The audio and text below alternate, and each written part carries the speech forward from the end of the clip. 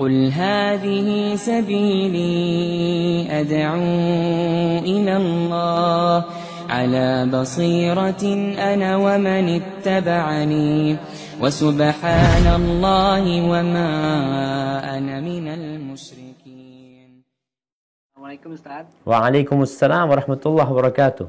Ahlan wa sahlan. Tafadhal. Alhamdulillah, senang Ustaznya. Ya Ustaz, izin bertanya Ustaz. Naam. Di sebagian orang kita, beberapa saudara kita melakukan dakwah yang mereka berkeliling dari rumah ke rumah untuk apa? Untuk mengajak mereka sholat berjamaah, dan kita kenal ada metode seperti itu. Entah itu ketemu di jalan, entah itu didatangi ke rumahnya, gitu ya.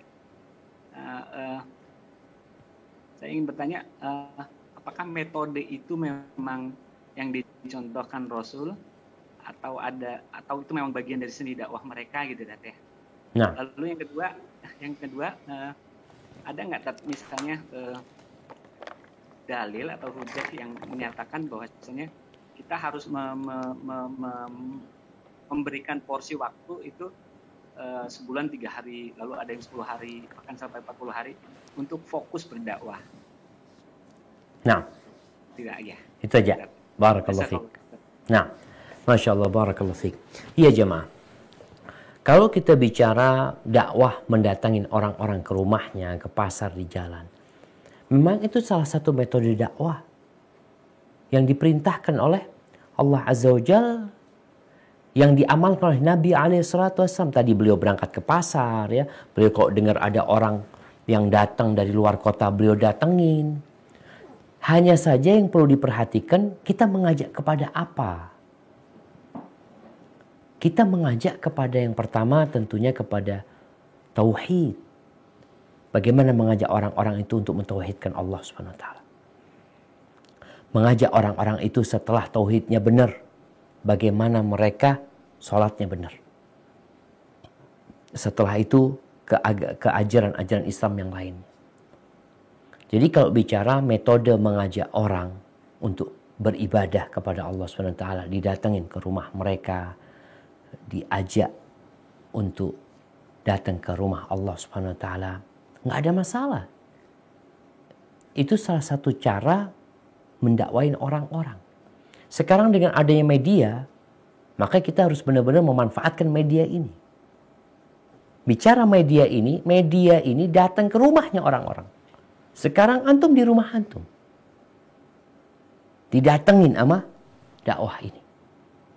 Ada orang yang sedang di kafe. Dengan media ini, dia juga bisa didakwain.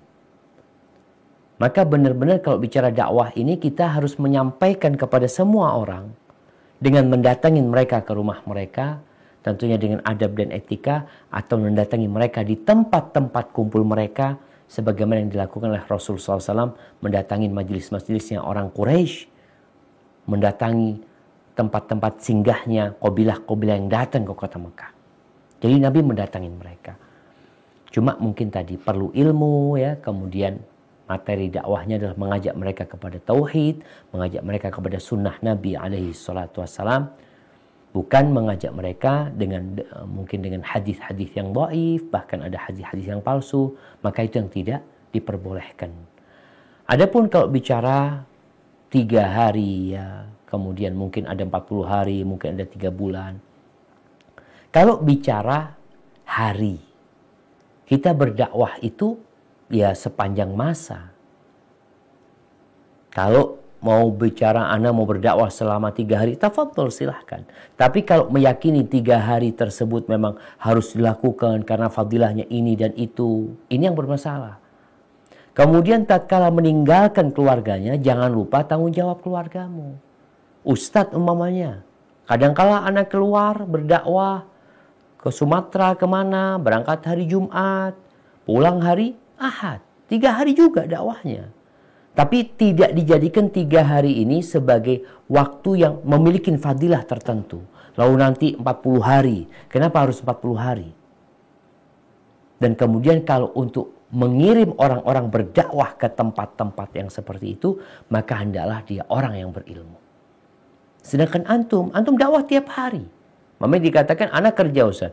Mamanya anak jualan. Ketika ada orang datang ke tempat jualan anak selalu dakwain. Itu sudah cukup sebagai bentuk kita mendakwain orang-orang sebagai yang diperintahkan. Tanpa melantarkan keluarga kita. Jadi pada hakikatnya tidak ada batasan hari tertentu untuk berdakwah mengajak orang kepada Allah SWT.